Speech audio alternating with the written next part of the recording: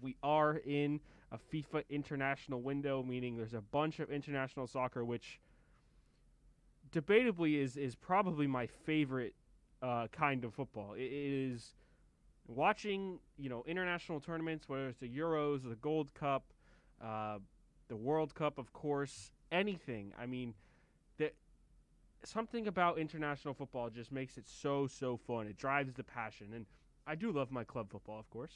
I'm a major Manchester United fan, Inter Miami fan, but there's something about international football that really gets me going, and like reminiscing on World Cups and the times you spend watching it with your friends, and it just is. It really is the best. But we are in a FIFA international window, meaning there's international football happening everywhere across the world. Um, I mean, everywhere. I literally, I mean, we've got the Africa Cup of Nations, we've got Euro qualifiers, we've got the Olympic qualifiers in CONCACAF, we have some friendlies with the U.S. men's national team. A lot of the South American World Cup qualifiers were postponed, I believe, or postponed, or I think all of them were. I'm not totally sure, but I know my other country in Ecuador wasn't playing their games. They have a friendly coming up, but no qualifiers. But yeah, I have to do it. I have to get into it like I do every single week. I'm going to start off the show with the U.S. men's national team. Later on, I'm definitely talking Inter Miami as we talk with David Dwork. There are some major signings. But I want to kick off with the U.S. men's national team for probably the first two segments here because it is exciting times. And when I say exciting times, we're finally seeing them play. And it's not even just for the senior team. We're seeing the U23s do well too. And I guess they kind of both go hand in hand because all of our top players are 23 and under. So, it's all about the same. It's just we're in a time right now where we're playing friendlies against major countries.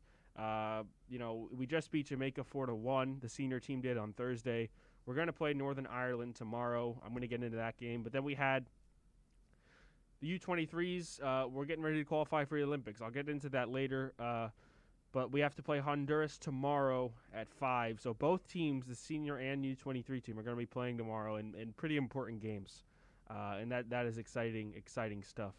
But let's start off with the senior team. The 4-1 win versus Jamaica was, wow, good to see. I mean, a Berhalter side that scored goals. They didn't struggle too much. The center back pairing of Long and Brooks was not the greatest. We saw Chris Richards end up coming on, but there were a lot of other things to be excited about. And I'm going to start with Serginho Dest, probably the most, if not for Christian Pulisic, the most tactically talented player that the U.S.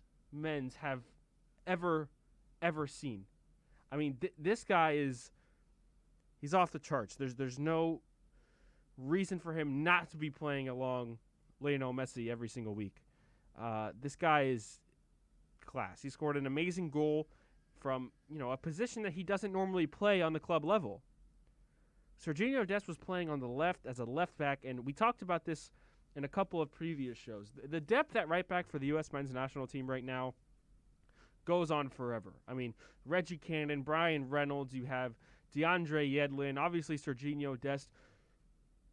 You have so many different right back options, and Dest is obviously the pure number one. But Dest is so talented, so versatile, that it's okay to go over and play him on the left. And he was asked after by Taylor Twellman, I believe, of ESPN FC, like, where do you want to play? Where are you most comfortable playing? And he basically just said, it doesn't really matter. You put me on the field and I'm fine. It could be a right wing back, it could be right back, it could be left back. He's fine. And I haven't even gotten to what he did best, and it was this absolute stunner of a goal. Dribbling from about 35 yards out, gets to the top of the box and puts in a curler to the right side from his left back position in that game. Just a beauty of a goal. And I mean, he stole the show with that. He opened up the scoring. I was just so delighted to see him perform well in a U.S. men's national team shirt. He's been performing very well on the Barcelona level too. I mean, 3 goals in 1 week for Serginho Dest. He scored twice, got an assist from Messi on last weekend. Then he scores this goal. He's doing great things, and I'm very happy for him, and he's one of the most exciting prospects the U.S. men's have ever had and might ever have. He is that good. So Sergiño Dest, shout out to you, playing on the left instead of the right. It just opens up the options. We have so many different guys that can go on and play right back, including someone who did named Reggie Cannon, who plays in the Portuguese First League, Liga NOS. It went really well. And if that's how Greg Berhalter is going to do this going forward, I will be okay with it. I am good with it. At first, I wasn't really sure what I wanted, but Dest is that good that it is okay. And he's comfortable with it too, so happy for him. Moving on to, the attackers. I've been saying a lot, there's been a lot of talk about who should be the men's national team number 9, who should be the striker. I'm not going to say, my feelings on this is Josh Sargent, no doubt. And when you look at the assist that he gave to Brendan Aronson, taking on a defender one-on-one, this great turnaround, gets to the byline, squares a ball. Brendan Aronson is right there in front of goal with an open net because the keeper is protecting his front post. Just fantastic work. And it shows that Sargent is not just a goal scorer. He can provide help